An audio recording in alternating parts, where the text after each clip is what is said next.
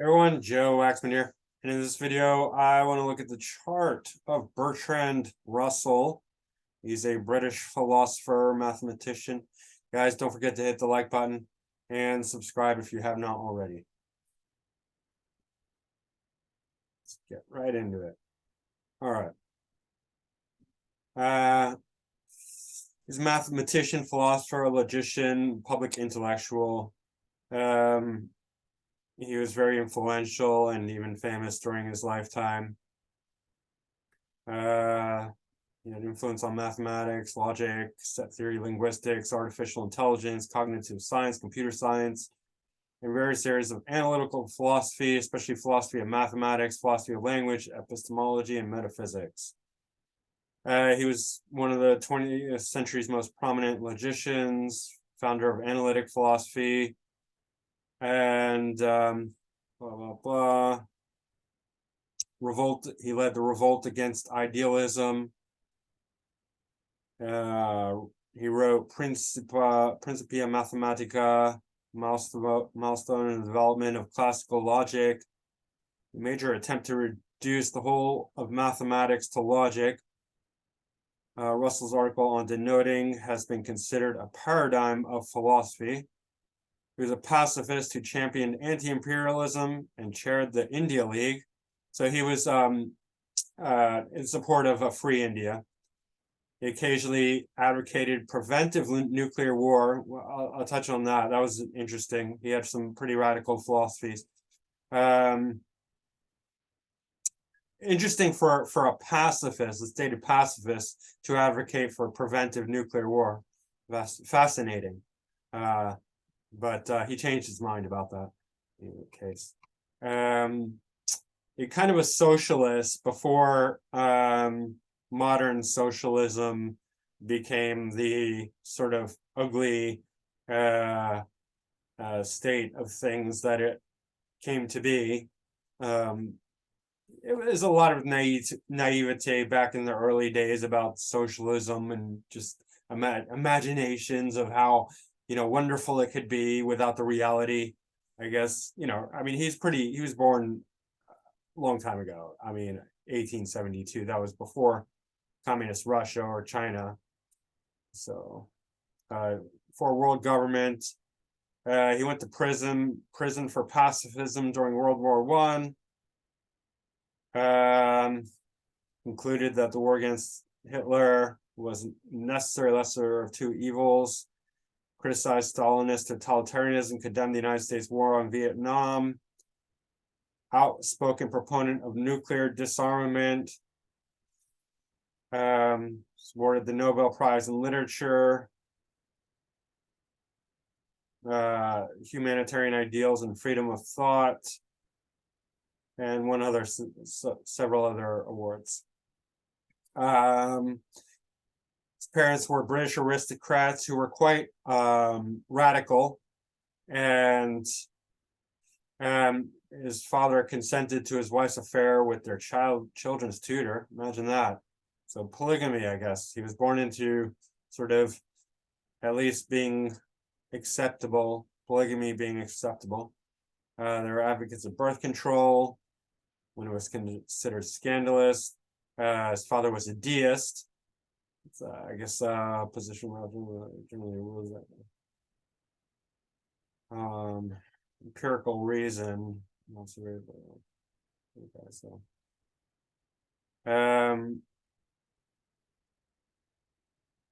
Let's see. So his parents died when he was young.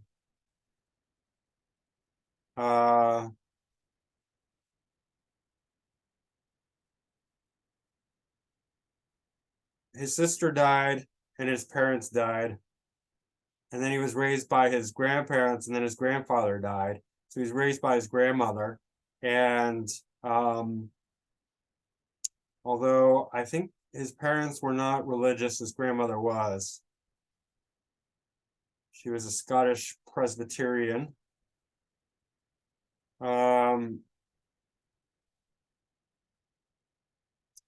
The parents' will required the children to be raised as agnostics, and he had one other brother, despite her religious conservative. She held progressive views in other areas. She had a strong influence on his social justice, outlook on social justice, and standing up for principles.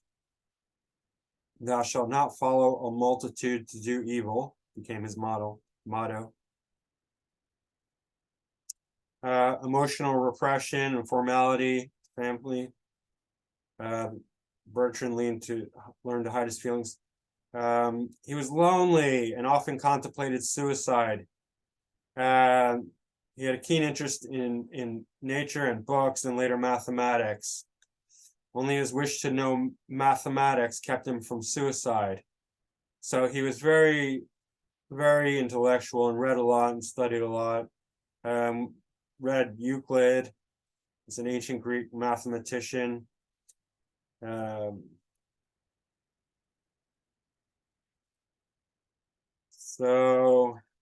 loved Percy Bysshe. How do you say it? Bysshe? Shelley. All right. He married several times. Interestingly enough, Bryn Mawr College near Philadelphia. That's near me. That's where his first wife was from. I'm just going to skim through this. I'm not going to really go into detail because it gets too long. Otherwise, I try not to make it too long. So a lot of this probably isn't very interesting. He studied a lot, became an intellectual. At one point, he did have a mystical experience despite his agnosticism. I found myself filled with semi-mystical feelings about beauty and with a desire almost as profound as that of Buddha. How would he know? That seems stupid. It'd be like, my sense of this was as profound as Buddha's. No, you don't get to say that because nobody knows what anyone else experiences. I mean, that's just a logical, philosophical reality. But in any case, what he expects that of Buddha. In any case, at the end of those 5 minutes, I became a completely different person. Find some philosophy that would make human life endure. Okay, in any case. He was much more of an intellectual than a spiritualist, but I guess he did have some spiritual feelings and connections. And he wrote a lot and he studied a lot, and he was kind of a radical too.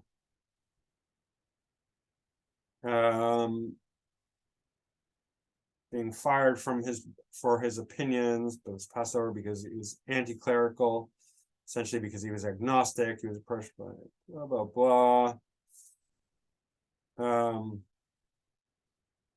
right, he was anti-war, but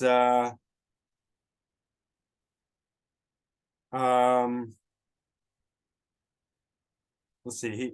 He went to prison. His conviction resulted in let's see, what did he do? He pacifist activities.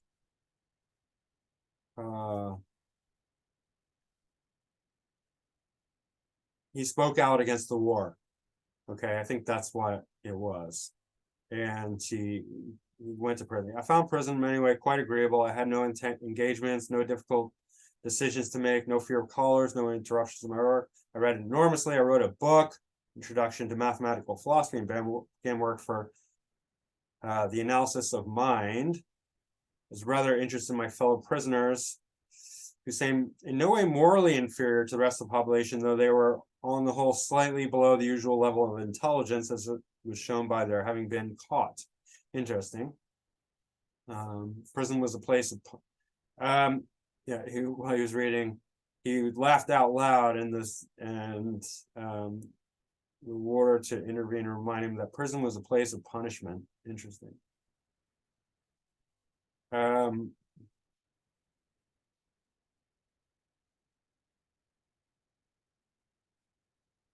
There's a couple key points that I just wanted to find that kind of need to really carve out who he was and why he was important in his personality, especially according to astrology.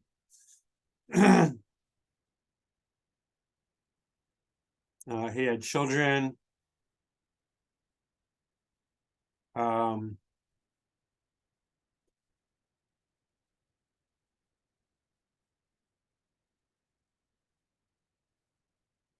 At one point, he thought that we should attack Russia preemptively and get nuclear war out of the way before we could stockpile enough nuclear armaments to destroy the whole planet. Later, he changed his mind and became an advocate for denuclearization. He lectured a lot, taught a lot, wrote a lot. and like I said, he had a radical ideology, kind of a socialist, but for free speech and free thought. He expressed support for Zionism. And I just have to say, like, Zionism has become such a dirty word, which it doesn't really make sense, since we accept that there's over 51 Muslim states. Pakistan and Bangladesh were created in 1947. I'm not sure about the political or religious connotation with Bangladesh, but at least Pakistan is a Muslim state. It was created in 1947 and displaced a whole lot of Hindus. And I don't think anyone gives a damn about all the Hindus that were thrown out of Pakistan. But for some reason, people love to hate on Jews. And they don't care that Jews lost all their land in Europe and the whole Middle East. They don't even give one thought about that. They only care that Jews displaced some Palestinians who actually willingly left because of the 6-Day War. They were told that all the Jews would be murdered and they would go back and get their land. So, I mean, I'm not saying, you know, life is messy and all that, but I mean, it's just the double standard is all I'm saying. There's nothing wrong with Jews having their own land. So Zionism is really, when people say Zionist as a like derogatory term, they're idiots. Every single time somebody goes Zionist, political Zionist, those are fucking idiots and hateful people, because they only think that Jews should not have their own land. Everyone else is allowed to have their own land. All of Europe is, you know, ruled by Christianity. They want America to be Christian, but only the Jews are not allowed to have anything, right? So it's complete mental retardation when anyone criticizes Zionism and hatefulness. Like, only the Jews should not have their own land. Muslims can have over 50 countries that are Muslim dominant, and they can be as hateful as they want, kill anyone who's not Muslim. That's fine, totally fine. And everyone else can have their own religious, you know, dominated land, except for the Jews. So, yeah, like, you think Zionism is a bad word? Like, you're an idiot. Just straight up, you're a dumb, stupid idiot. All right, I've come to gradually see that in a dangerous and largely hostile world, it is essential to Jews to have some country which is theirs. Of course, because people hate Jews. People hate Jews. And it's not unique to Jews. People hate other religions. Like I said before, everyone hates other religions. That's why everyone has their own religious nation. Like Muslims hate Hindus. Hindus hate Muslims. Muslims hate Christians. Christians hate Muslims. Christians hate Jews. Jews hate Muslims. I mean, it's not like, but they don't, you know, I don't hate anyone. But when you're religious, it tends to exclude other religions. That's just the way it goes, always. There's like, you know, tons of Christian fundamentalists everywhere. So, I mean, everyone needs to just get off their high horse and realize that it's always the same. And nobody gives a damn. Like I said, murder Jews, take their land, steal everything from them. Nobody cares. Nobody's like, oh my God, I'm you know. It is essential to Jews to have some country which is theirs, some region which they are not suspected aliens, some state which embodies what is distinctive in their culture. So, I mean, you know, any other, there's no other justification for, you know, the being against Jews having their own land when everyone else has their own land. So he's right, and he's a lot, you know. Okay. All right.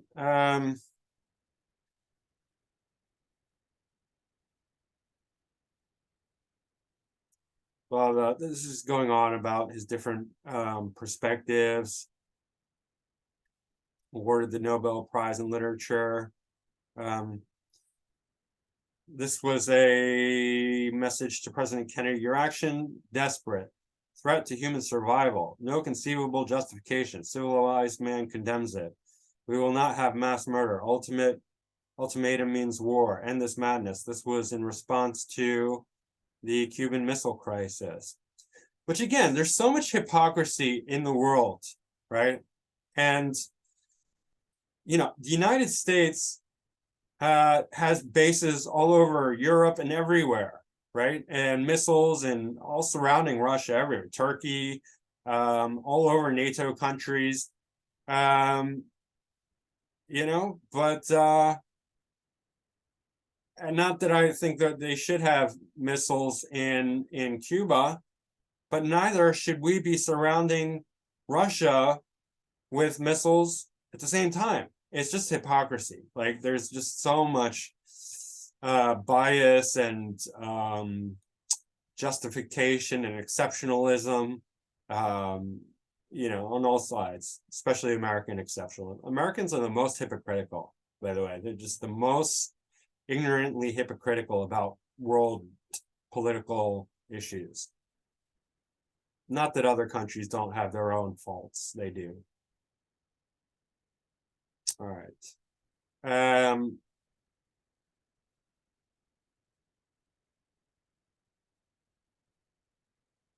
He held some very radical positions.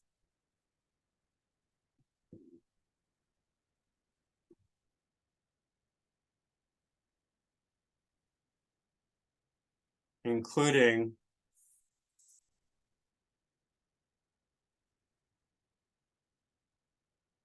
he was kind of a statist, which I don't really agree with. All right, let me just fast forward a bit.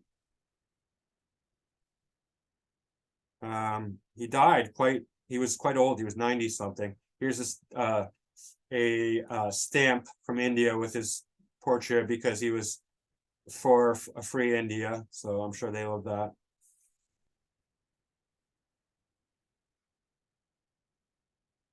Philosophy. This is a great quote of his. None of our beliefs are quite true. All have at least a penumbra of vagueness and error. The methods of increasing the degree of truth in our beliefs are well known. They consist in hearing all sides, trying to ascertain all the relevant facts, controlling our own bias by discussion with people who have the opposite bias, and cultivating our readiness to discard any hypothesis which has proved inadequate. These methods are practiced in science and have built up the body of scientific knowledge. Every man of science whose outlook is truly scientific is ready to admit that what passes for scientific knowledge at the moment is sure to require correction with the progress of discovery. Nevertheless, it is near enough to the truth to serve for most practical purposes, though not for all. In science, where alone something approximating to genuine knowledge is to be found, men's attitude is tentative and full of doubt. He was not agnostic and atheist, although he did have some mystical spiritual experiences. He was very politically and socially active, not like, yeah, social activist. He was supportive of socialism, but again, I think that's because he was ignorant to the true dark dystopian quality of socialism that we're coming to see. You know, nowadays, when power concentrates, it corrupts inevitably. Absolute power corrupts absolutely. So how it goes, something like that. Because you just concentrating the power within the government, and these are greedy people. I mean, it's just simple. Like when you see it for real, like you can't have you know, power concentrating within a group of people and then just say, well, they're gonna handle it responsibly and they're not gonna take too much. Bullshit. They are gonna take too much. They're gonna take more and more and more until the people have nothing. And that's the way it goes. Socialism is slavery. That's what socialism is. It's a nice, fancy word for slavery. The people are the slaves. The government are the slave masters. That's what socialism is.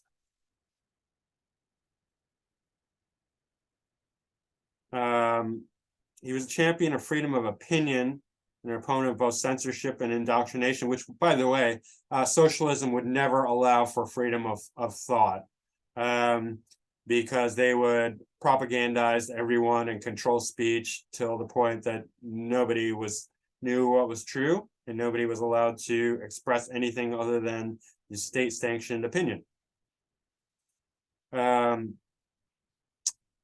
At the same time, he was presented. He was he was a proponent of scientific dictatorship. So it's very opposing views about things. I'm not going to read this whole thing, but it's quite dystopian how he, how he talks about indoctrination begins before the age of 10. And he talks about various methods of propaganda, very much like, he uses the example to make children believe that the snow is black. That's absurd, right? I can understand it theoretically, but in practice, that's inhumane and totally goes against humanitarian values. All right, so let's look at his astrology. He's got a Taurus stellium and Sun conjunct Mars in Taurus and in the 7th house. So by the way, this is basically my chart, very, very similar to because, at least with the ascendant and houses, because very close to my ascendant. So not unfamiliar. And I was very good at math. I have a different sun sign, but Mercury is the same. Same sign anyway. In any case, Taurus are wonderful thinkers when it comes to simplicity, right? So mathematics is well within the wheelhouse of a Taurian mind. There's some facts, figures, simplicity of thought, numbers, that sort of thing. Being an accountant, being a mathematician, being a logician that rejects highfalutin idealism, idealistic philosophy, very grounded, very earthy, very he was into philosophical atomism, meaning that life can be broken down into a series of parts, of logical parts that hold true, because Taurus is like the foundation. If you imagine like a house or a building, this would be the concrete slab that is built upon, right? And if you don't have that right, your whole house could fall over. You could build the most elaborate and ornate house that's like 10 stories and Victorian and gilded and all fancy schmancy pantsy.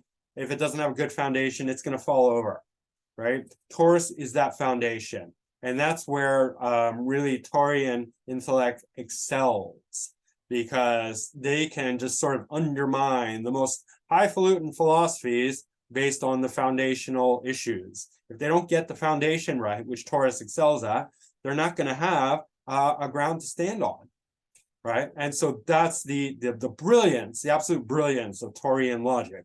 It's mathematical. It's logic at its most precise, its most exact, its most foundational, right?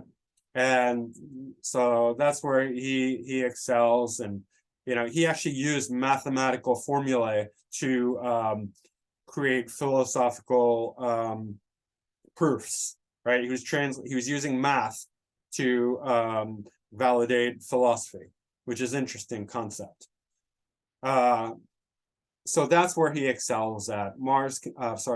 Sun conjunct Mars as well is going to be very hardworking, because Mars is the initiative, right? If you take, for example, in comparison, Sun conjunct Venus, Sun conjunct Venus is not going to be a hard worker. Sun conjunct Venus is going to have to struggle to work hard.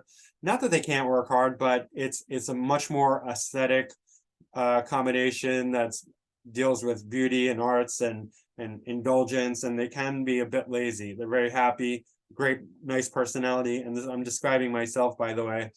I'm not the most productive person in the world, believe it or not.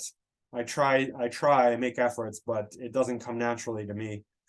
But Sun conjunct Mars, it comes natural to them. They're going to work hard. They're always going to be starting new projects. Like he goes to jail and he's like, oh, I found it amazingly wonderful to study and write and, you know, get tons of work done, right? Like that's his forte, is like just doing shit, like all that intellectual stuff, right? Writing and reading and studying and being a first class grade A intellectual, a Taurian intellectual, right? Taurus is not just beauty and arts and aesthetics and relationships and food and money. Yeah, of course that's all there, but I mean, and it depends on other factors, but it can be, you know, very intellectual, of course, right?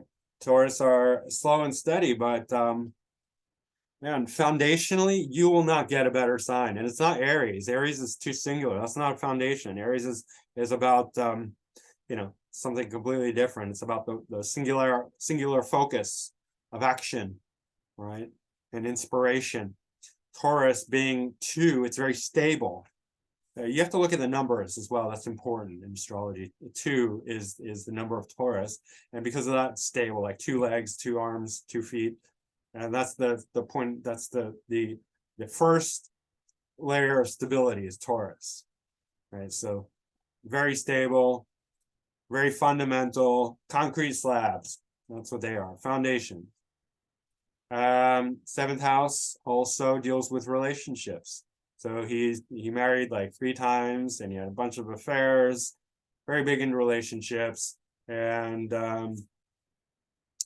very good at relating to people, you know, speaking, connecting with others, connecting with people, connecting with the masses. I don't think he was a counselor, but he could have been with this combination, right? If he decided to go into psychology, which I think he could have, especially being the Pluto's here and North Node's in the 8th house. He could have been a therapist, but that's generally not where he went. Let's see, Mars is ruling the 6th house and the ascendant. So Mars is his ascendant lord, of course, yeah. And Sun is his MC lord. So in Taurus, in the 7th house. So, you know, generally dealing with other people, dealing with the masses, you know, anything to do with other people. So the 7th house is quite broad and it can indicate many things. That just in general, the general theme is people, other people, individually and masses, but public personal relations. The 7th house is much more personal than the 10th house. The 10th house deals with the impersonal public. 7th house deals with the personal masses. So even this is why a lot of times you'll see like artists, celebrities, movie stars with strong 7th houses. It's because they're relating in a personal way to the masses, even the whole world, but it's personal. It's not. So that's the big difference between 7th and 10th house. But other than that, they can have a similar quality. They're both angular, and the 7th house is 10th from the 10th. If you count 1, 2, 3, 4, this is 7. Sorry, this is 10 from the if you take this as the first house. So that's another way to look at it. That's the way they count houses in Vedic astrology. They look at the relationship between different houses to houses. So yeah, he's going right out into the public and relating to people. His moon is in Libra, and Libra also very intellectual, an air sign, dealing with peace. So he is very much about peace and equality and justice, intellectual, writing, reading, and being social. It's in the 12th house. Interestingly, he did several, I think more than one occasion, he was locked in jail and imprisoned, and that's definitely relates to 12th house, and that there's a strong inconjunct to Mercury here. So I think that probably has something to do with it. There's also a square to Pluto, actually, sesquisquare to Pluto. I think that's probably even more relating to his stints in prison, because Pluto represents that kind of dominating control, right? And that's very much prison. So yeah, that's an issue. Moon is ruling the 9th house, 9th and the 12th. So long distance travel to foreign and exotic lands, that's definitely indicated here. And he did. He did several foreign lands, also foreign education, because 9th house is higher education, religion, philosophy. Also, religion and philosophy are taking on a more mystical quality from the 12th house. And foreign studies, foreign education, that sort of thing, being interested in foreign and exotic things in the higher learning. Yeah.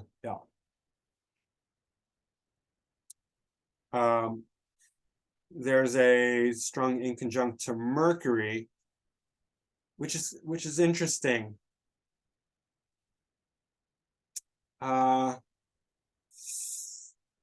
Since it's very exact, Mercury is ruling the 8th house and the 11th house.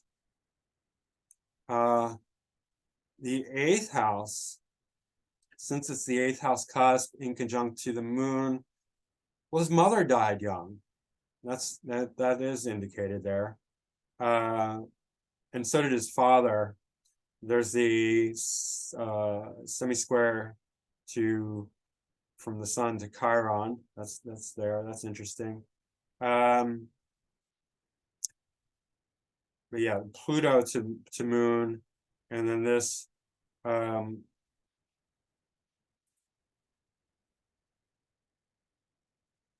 Yeah, again, I think that both these difficult aspects to the moon indicate the difficulty,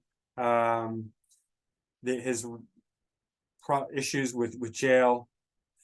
But moon to Mercury, even though it's an inconjunct, I think this is it's still lending a connection to his expressing his mind, being able to write and communicate his mind. And even though there's difficulty there, I think there's also that connection that helps him, because it's exact, and this is an 8th house, so it's an 6/8 connection. So there's still, with the inconjunct, because it relates to 6th and 8th,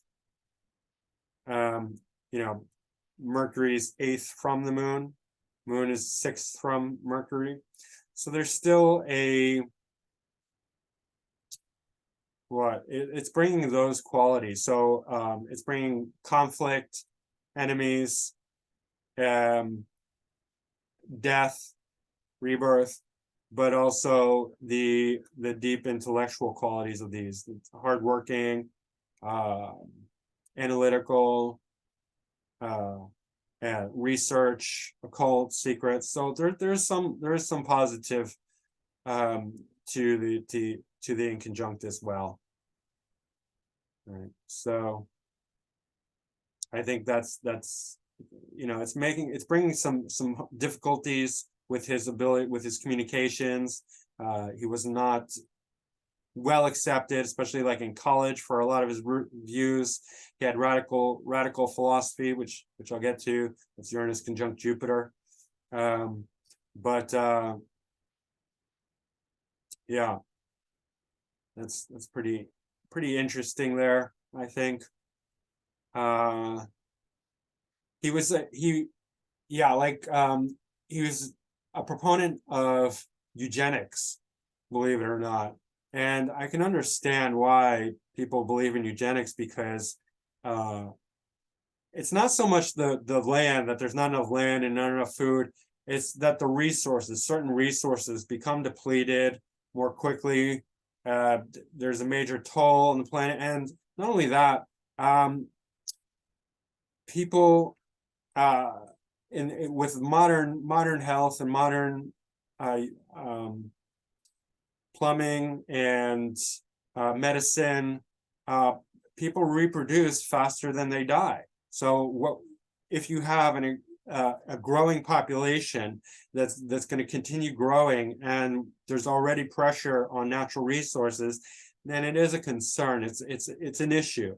It's not something that there's just an easy answer to that we're missing, like just leave it alone, right? No, we need to think about these things. It doesn't mean that the way that the eugenicists are going about it, which means murder or forced sterilization, is the way. I'm strongly opposed to that, but it is a topic that should be discussed openly and with the consent of the public and transparently, not with some like secret, cabal trying to kill people and sterilize people. That's I'm fully against that. I'm adamantly opposed to that. But he had some radical views that were not necessarily humanitarian. So, which is interesting, right? And so I think, Moon in conjunct Mercury, Moon semi-square Pluto, Jupiter conjunct Uranus, that's all adding to his somewhat, to some of his less savory positions. So, but Mercury in the 7th is great for connecting people to people, communicating with people. Venus here is in Taurus, so this is strengthening this whole house, right? It's giving, Venus in Taurus is not so much a intellectual planet. It's much more for like arts and beauty and aesthetics and glamour, indulgence, money, materialism. Although I think it can help. I mean, especially here, it is helping a lot. It's giving a very strong Taurian basis for all these other planets here. Venus is conjunct Pluto. So again, there are issues here because Pluto in the 7th wants to dominate other people. So Venus conjunct Pluto shows his relationships there's a very dominating, controlling, manipulating, dark nature to his relationships, both him on others and the nature of the relationships themselves. So he can meet people who also want to control him, who are very plutonic in themselves. And this, again, because of its connection to the moon. And what else? To Saturn. So his parents dying young. Saturn is ruling the IC. Even though it's a trine, it's still bringing in that plutonic quality, but as well as mother. And then being even in the same house as the sun is pretty well. Let's see, 9 degrees from the sun. That's not, and it's conjunct Mars by 8 degrees. So, I think this Pluto does have a pretty destructive quality on his chart because it's so close to Venus, Mars, and Sun. Not really Mercury, but Pluto is a heavy duty planet. I mean, it really is. It can bring lots of hardship, death, destruction, manipulation, power, control, authority, intense desires. I said authority. It was just not so much authority. Saturn's authority. But his 7th house is very strong. His ability to be mathematical, to be logical, to be foundational, to be philosophically logical and atomistic, as he calls it, very strong. Mercury in Taurus, again, I mean, this 1, 2, 3, 4, 5 planets in Taurus. That is a very strong stellium, including his ascendant lord, right, and sun. And Venus is bonifying all of it, right? So Mercury in Taurus is also very stubborn. I mean, all the planets and all these planets in Taurus are very stubborn and very Taurus is not really considered a fighter, but it can be a fighter, especially when Mars is in Taurus. Mars in Taurus does create somebody who either will suppress their own anger and aggression for the sake of peace, or they will outright fight and will be a very, very intense, severe fighter. Right? There's like Muhammad Ali, Alex Jones, like others, I can't remember, but definitely very stubborn, very headstrong, very bullyish in Taurus. Taurus can be bullies, especially with Mars in Taurus. So, and he was, he was very outspoken and about his opinions and issues, and even willing to go to jail for them, right? If we look at, let's go to Saturn. Saturn is in Capricorn, so this is a very strong Saturn. It's ruling his IC and his third house of intellect. So this is a very strong intellect, very academic intellect, because third house is the mind, the intellect, the expression. Saturn is a very strict. Saturn creates a very scientific, academic mind. A strong Saturn in good dignity. So third house, strong Saturn in Capricorn is a very, very disciplined academic mind. And there's a very tight trine to Pluto. So his ability to research and think deeply about things is very strong. Right. This is very academic, very intellectual, very well-developed mind, well-developed intellect that is very deep in thinking and can research well and has incredibly strong foundational logic. Yeah. Strict upbringing, because it's ruling the fourth house. And from early on, he's going into the academic, intellectual side of things, and has great discipline, self-discipline, and control, and authority, academic authority. Excuse me. Now his Jupiter also is exalted in Cancer in the 9th house. So philosophy and higher education, graduate level studies, that's going to be very prominent for him. Not religion, because Uranus is going to dispel the religious attitude, because Uranus is about the raw, stripped, naked truth. And it can be radical. And when I say truth, I don't actually necessarily mean that maybe truth is the wrong word.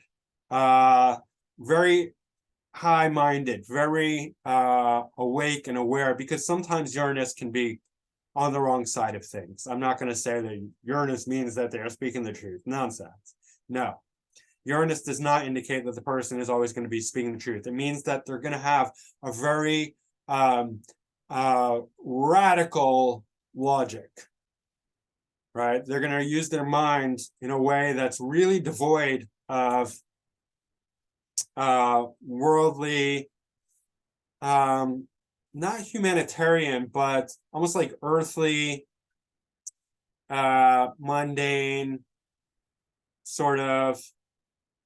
I don't even know how to correctly describe it. It's going to be removed from the earthly human realm. It's going to be stripped bare of certain earthly qualities, if that makes sense. because Uranus can be radical in the worst ways possible, like, you know, following some ideology that just said, like Hitler, like, you know, like blaming the Jews, or like, you know, socialism, like communism, socialism, right? Where it's just like, oh, we need to follow this ideology because it's, you know, obviously depending on other aspects. And you know, here he has a square to Neptune, so there's going to be some you know, fantasy, lies, deception, delusion that's attached to his very otherworldly awakened logic. Uranus is very awakened and aware and radical, but it's a radical departure from what we know commonly. It breaks free from conditioning. I think that's what I'm trying to get at. It's unconditioned logic. And so that's what's so profound and unique about Uranus, is that it's, you know, you take what's commonly conditioned to be true, and a lot of times the conditioning can be based in, you know, very fundamental humanitarian morality or ethics, like, you know, love your neighbor, be kind, be good, take care of your kids. Uranus can break free from that for better or worse, right? You know, if it's going against the humanitarian, like the true humanitarian impulse, then it can be horrible, right? But sometimes conditioning is just too base, to you know, it just degrades into something that's just mythological or illogical, or just storified fantasy, delusion. Uranus can break free from that into the awakened truth and reality. So it can go either way. It depends.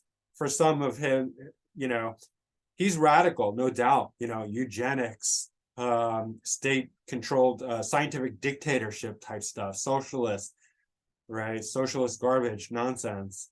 But freedom of thought as well. So he's a very radical thinker, and very high-minded, mystical, because ninth house, you know, the mystical equation is there, spiritual, but delusional at times, irrational. He might come to believe, which he did come to believe, we should preemptively attack Russia with a nuclear attack, which is insane. It's just, that's just, which he realized it was insane, and he said, no, we can't do that. We need to reduce nuclear armaments and get rid of nuclear bombs and all that, because ultimately he's a pacifist. But because this Uranus conjunct Jupiter, his philosophy is going to be radical at times and delusional at times as well. The square to Neptune is delusional, you know, believing in lies and deception. So, you know, he's a human being. He's a very intellectual human being, a very, you know, smart, clever human being, but a human being nonetheless, and he's bound to make mistakes. Uranus also has a really strong sextile to Mars and Sun. So, you know, that's connecting to his personality. He's making him more radical. He's likely to believe in, you know, all kinds of, you know, polygamy and all fashion of like out of the box radical ideologies, and making it part of his personality, part of his, you know, he's going to behave in irrational ways. He's going to be eclectic, eccentric, protesting for social causes and all that, right? Yes, like I said, Chiron's in the 6th house, so he makes, you know, especially because it's semi-square the Sun and Mars, it's creating conflict for him, problems. Mars is ruling this, so that's bonifying this Chiron somewhat, but still, it's not making him free of conflict, especially with Pluto here. He makes a lot of enemies. He gets himself in trouble a lot, goes to jail. 6th house, you know, that's enemies, that's conflict, especially with the difficult aspect to Chiron. His father died young, right? So there's that. South Node, 2nd house, in Sagittarius. So philosophy, knowledge, remember South Node, second house is on an intellectual level. We often talk about the physical material qualities of the second house relating to money and resources and stuff like that. It also deals with mental resources, so knowledge, so really being able to study and having like this wealth, this piggy bank of knowledge, encyclopedic knowledge. That's second house. When the second house is more intellectual, that's what it refers to. It's something that these people can study and remember tons of information. Sagittarius will be, definitely more philosophical, but it's also activating this Jupiter, which is quite high-minded. So he's, from a young age, he's definitely going into high-minded, highly intellectual, radical things. And then as he gets older, he's going into Gemini, which would be varied, endless curiosity into so many different topics. And we saw that, like he was just he wrote and talked about so many different fields and things, and which is Gemini, especially eighth house. Eighth house wants to research, especially like for a scientific academic type person. Eighth house will indicate somebody who researches. So he's going to research everything. Gemini is like that, everything. And this is basically where my sun is. Actually, my Venus is 11, my sun's 15, so right in there. So very familiar to me. Obviously not, he's not, he might have been into occultism and mysticism. That would have been within his realm, the realm of, but he's so intellectual and practical, that might have not been his cup of tea, but definitely research, scientific research, digging deep into so many different fields and trying to understand basically everything. That's what he's going to be drawn to. But Gemini's studying, reading lots of books, writing, speaking, all of that. That's what he's going to be drawn to. Mercury's in the 7th in Taurus, so just basically still activating this whole 7th house. Yeah. So what else? Jupiter's ruling the 5th house and the 2nd house, like I said. So the 5th house for romance is definitely, so radical,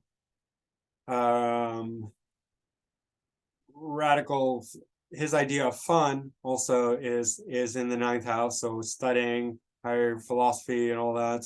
But he could be quite radical when it comes to his to women, right? To his relationships, and he had a lot of affairs, and yeah, and he was, in those times, it was very conservative, but he was for gay rights as well. So that as well is indicated there, because just in general, 5th house deals with romance, so, but also 7th house. And, well, 7th house is partnerships, but 5th house is romance. But in any case, radical philosophy. Let's look at his draconic chart. Saturn is Scorpio, right on the ascendant. So authoritative, definitely. And this also relates to his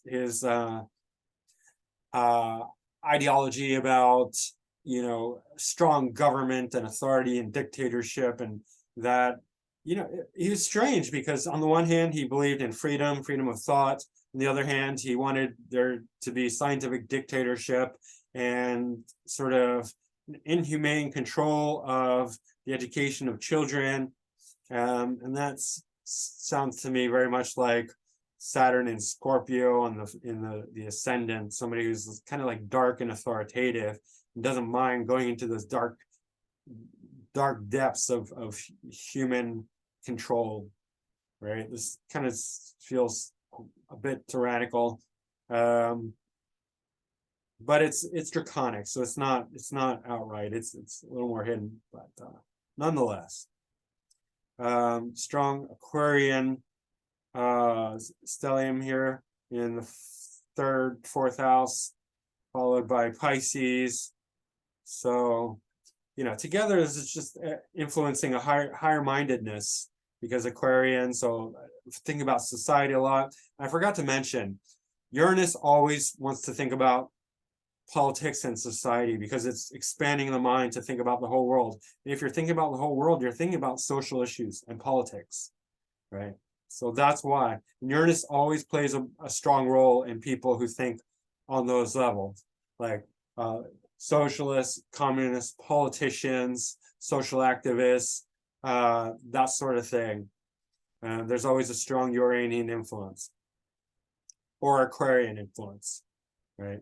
And then Pisces is I mean, in the fifth house, it's very loving and romantic, and children and all that. And he had several children, but it's not conjuncting any of his natal planets, so probably not as influential.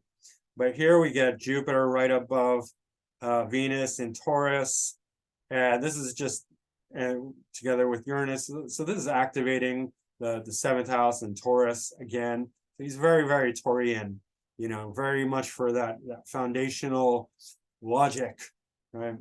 And very stubborn, ideologically stubborn as can be, but changeable nonetheless, because Uranus is radical and Uranus changes the philosophy. Uranus will tend to change, right? So his beliefs do change in time, and that's one of the things that you'll see. And he believed in discourse and change, and that was one of his really enlightened belief systems, right? Ultimately, Jupiter in Jupiter in Cancer is very loving, because it's the wisdom of the heart. Even though that this Uranus is radicalizing it, still there's a lot of wisdom there. There's a lot of compassion and feeling for humanity and people, and his ideas almost are separate from his humanitarianism. And I think if he saw some of his ideas in action, he would quickly oppose them, because it's sort of disconjunct. Like, Uranus is so far out there, it's not really connecting with the small lived reality of everyday life, the mundane. It's not mundane in any way. Uranus is completely disconnected. It's almost just like managing chess pieces. I mean, that's Plutonic kind of in a way, but similar, like looking at the world from a removed cold, distant perspective. But once you get into the earthly lived reality, it changes things. And here we see his moon is in Cancer, 5 degrees from Jupiter, and this is an excellent combination if you have it in a natal chart. Moon conjunct Jupiter in Cancer, great for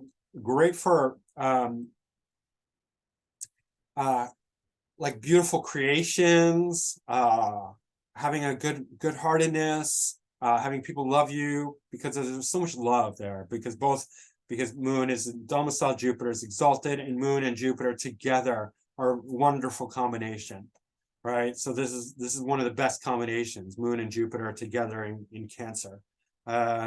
It's, you love people, people love you. It's very generous, big-hearted, and creates, like, for creativity, it creates beautiful things, right? So that's really nice.